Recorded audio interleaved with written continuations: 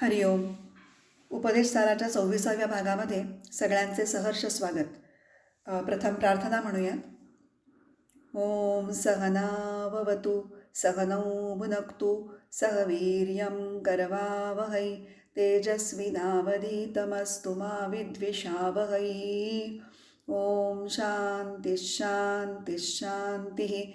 ब्रह्मानन्दं परमसुखदं केवलं ज्ञानमूर्तिं द्वन्द्वातीतं गगनसदृशं तत्त्वमस्यादिलक्ष्यम् एकं नित्यं विमलमचलं सर्वदी साक्षिभूतं भावातीतं त्रिगुणरहितं सद्गुरुं तन्नमामि.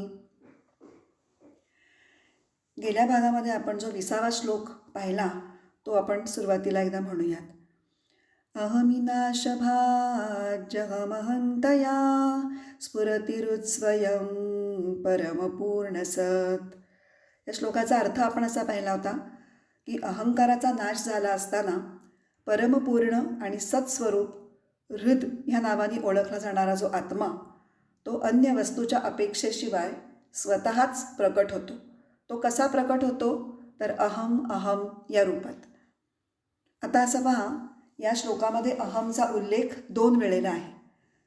अहमिनाशभाजी सती या ओळीमध्ये अहम हा उल्लेख आहे आणि अहम अहम तया इथे दुसरा उल्लेख आहे. तर लक्षात असं घ्यायचं आहे की हे दोन्ही अहम हे निराळे आहेत. पहिल्या उल्लेखामध्ये म्हणजे अहमिनाशभाजीमध्ये जो अहमचा उल्लेख आहे तिथे अहम या शब्दाने अहंकाराचा किंवा अहमवृत्तीचा निर्देश होतो. अहंकाराची व्याख्या आपण पाहिलेली आहे. शरीराला किंवा मनाला किंवा बुद्धीला आत्मा समजणं म्हणजेच स्वतःला शरीर समजणं किंवा स्वतःला मन समजणं, स्वतःला बुद्धी समजणं म्हणजे अहंकार. म्हणजे काय झालं, अहमवृत्ती ही विशिष्ट उपाधीच्या संदर्भात असते. मी कोणीतरी काहीतरी आहे. उदाहरणार्थ आपण पाहिली जी उदाहरणं, मी स्त्री आहे, मी डॉक्टर आहे, मी बहीण आहे, अशी कोणीतरी मी विशिष्ट आहे ही भावना अहमवृत्तीमध्ये असते. आता दुसरा जो उल्लेख आहे अहम अहम तया स्फुरती, इथे अहमचं स्फुरण म्हणजे काय तर फक्त मी आहे अशी शुद्ध जाणीव.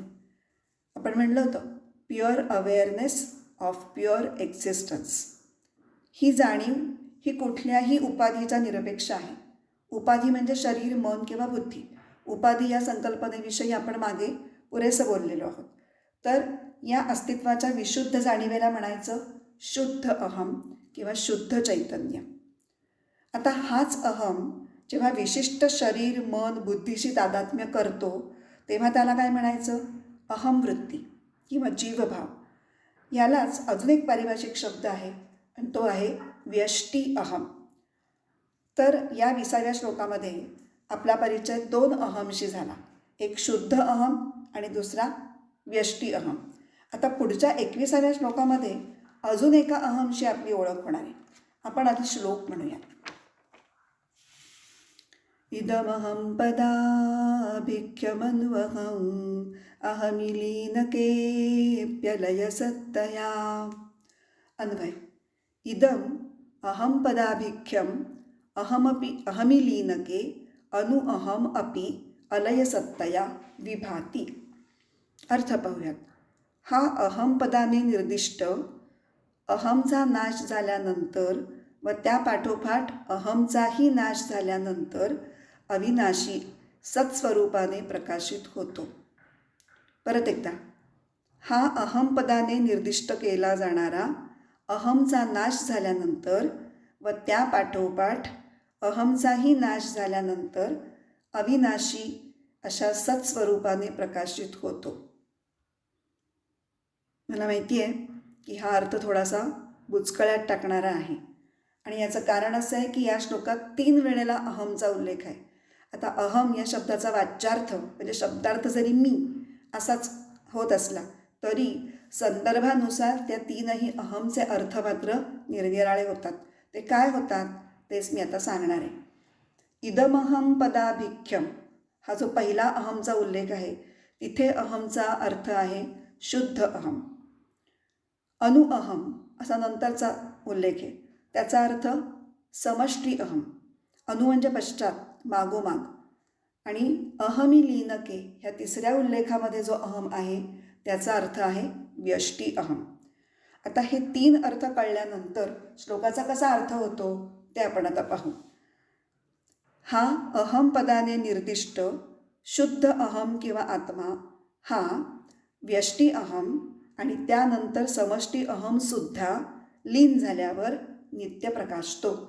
त्याच्या सत्तेचा म्हणजे अस्तित्वाचा कधीच लय होत नाही. मुख्य वाक्य या श्लोकातलं काय आहे? इदम अहम पदाभिख्यम अलयसत्तया विभाती. हा आत्मा कधीही न संपणाऱ्या अस्तित्वानी प्रकाशतो.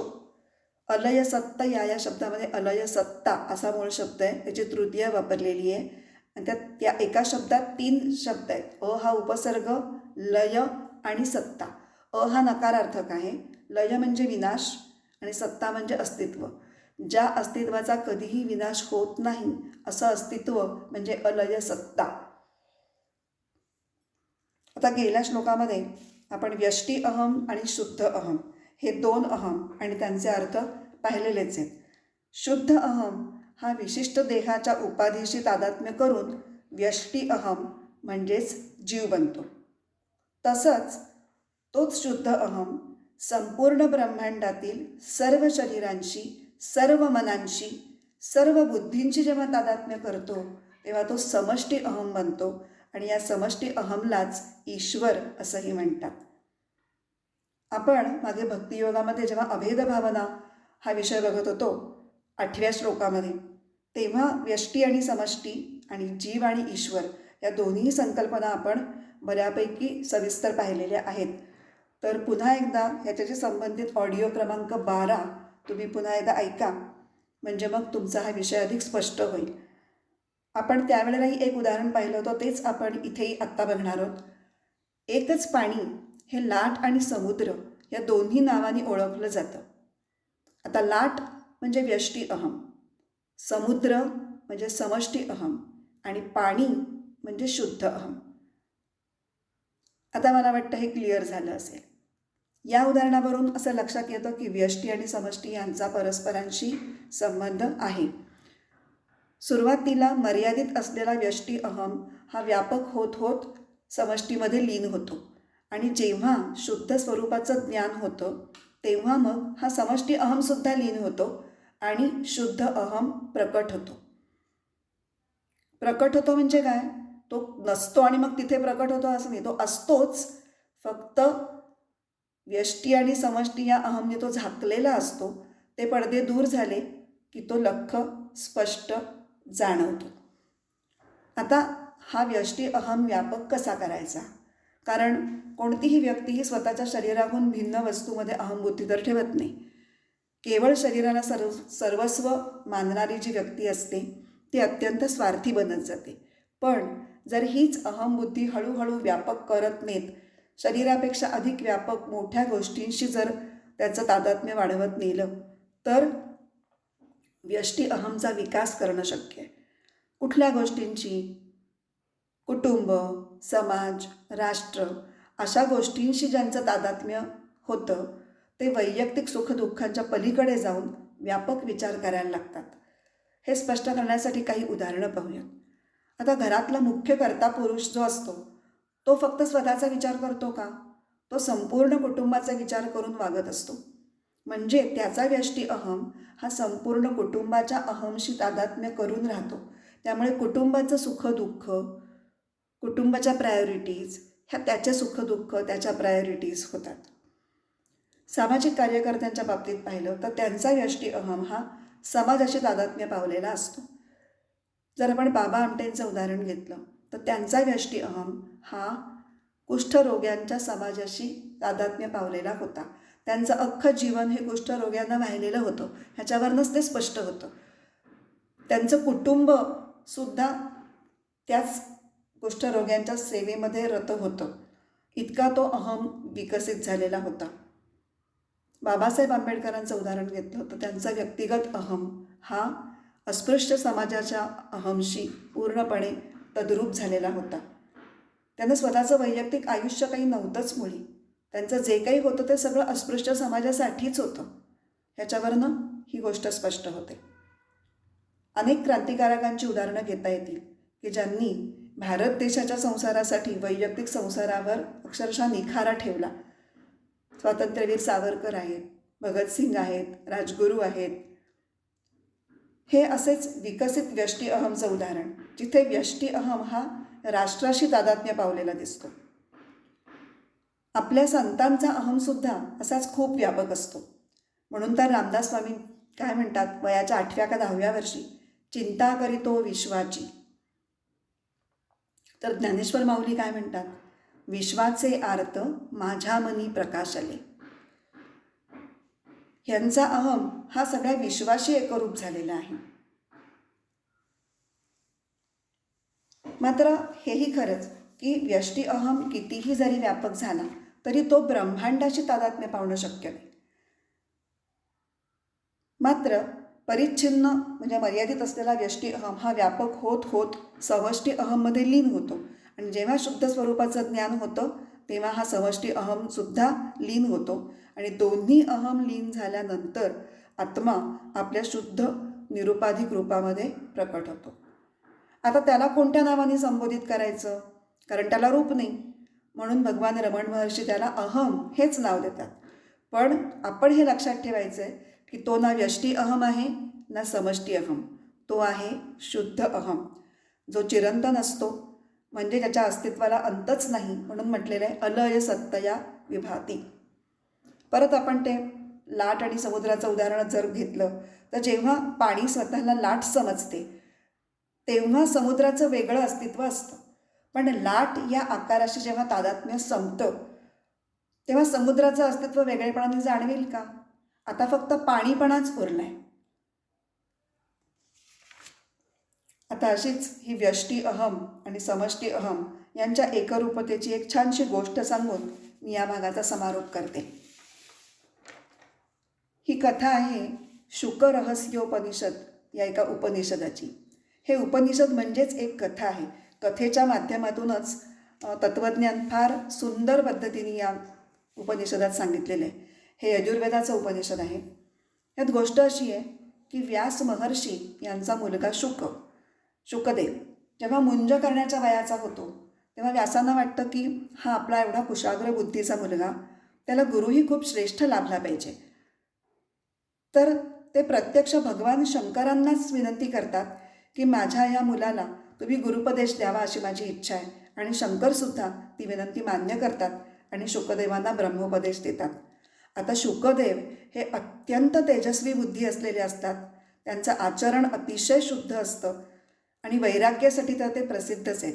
शुकासारिखे पूर्ण वैराग्य ज्याचे असं म्हटलेलं आहे. कडकडीत वैराग्य असल्यामुळे त्यांचं चित्त अतिशय विशुद्ध असतं आणि त्यामुळे ज्ञान ग्रहण करण्यासाठी अतिशय अनुकूल असतं. त्यामुळे प्रत्यक्ष शंकरांकडून ब्रह्मोपदेश मिळता क्षणी ते तात्काळ त्यांना ब्रह्मसाक्षात्कार होतो. म्हणजे ते ज्ञान त्यांना पचतं, म्हणजे फक्त बौद्धिक लेव्हलवर समजतं असं नाही, ते उतरतंच त्यांच्या अंगात आणि त्यांचा जीवभाव संपुष्टातच येऊन जातो.